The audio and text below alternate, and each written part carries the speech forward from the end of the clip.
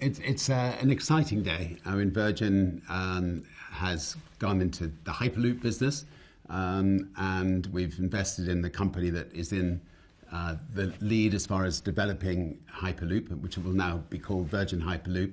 And Virgin Hyperloop, just to give you an example of what it's capable of, it'll be a train that goes into a tunnel that levitates on magnetic levitation, and will travel at speeds of over 600 miles an hour, airline speeds. So, one day, if we can get permission to do it, we could do London to Edinburgh in under an hour. At Virgin, we love to invest in new cutting-edge technologies, whether it's planes or trains or spaceships. And we want to invest in the absolute best technology.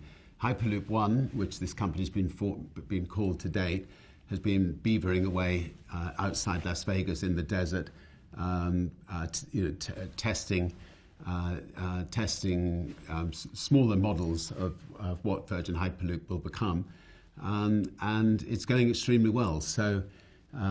So we feel it's a very exciting time for Virgin to get involved. The technology itself can do numerous things. It can transport freight at tremendous speeds. It can transport people at tremendous speeds. It can transform docks, for instance. I mean, like if you give an example, there's one project that Virgin Hyperloop are looking at where there's an enormous dock in a prime site in the Middle East, and by unloading the goods out at sea on a little island, putting it into Virgin Hyperloop, they can whisk those goods under the dock, and lorries can come and pick them up right inland. So all that dock space can then be turned into valuable housing, and people can actually enjoy the beauty of the sea rather than dockland being used for it. I was completely blown away. I mean, I think it's strange just going out into the Las Vegas desert and seeing this enormous tunnel running across the desert, and then seeing this Hyperloop just taking off and going along the tunnel. And actually, the chief engineer used to work for Virgin Galactic, and so.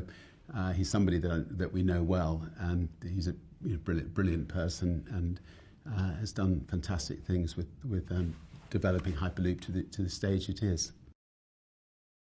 I mean, Virgin will help Hyperloop in a lot of different areas. Obviously, we are in the train business in the UK, so one of the things we'll do is sit down with the government and show the British government the capabilities of what Virgin Hyperloop could do for people in the UK. But Virgin's an international company, and we think that we're in discussions with the Russians, with the people in the Middle East, with people obviously in America and other places, and I think there are many places that Hyperloop can be used. I mean, the exciting thing from here is that Virgin Hyperloop should be able to be operated in maybe 3 or 4 years' time. So we're not talking about many years off, and so discussions with governments are already going on about putting Virgin Hyperloop into various countries around the world. Yeah, another exciting thing about Virgin Hyperloop is you could have a situation where you have, let's say, a company in London can have some pods from Hyperloop actually at the company. And then the people can just get in the pods at the company. The pod then goes along and shoots down a tunnel, gets onto the track, and then heads off at magnetic high speed of 600 miles an hour, all the way to the far end, to Edinburgh, and then the pod can drive out and go to the company's headquarters the other end. These are the sort of things that can be possible with Virgin Hyperloop. The tunnels can be above ground or below ground. So, for instance, you could put them above canals, or you could put them, above a current train track or alongside a current train track. or you could put them underground. You can use any methods you like.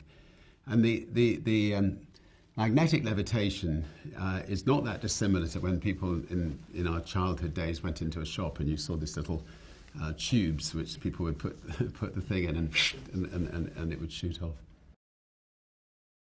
The future is becoming closer year by year, and very exciting.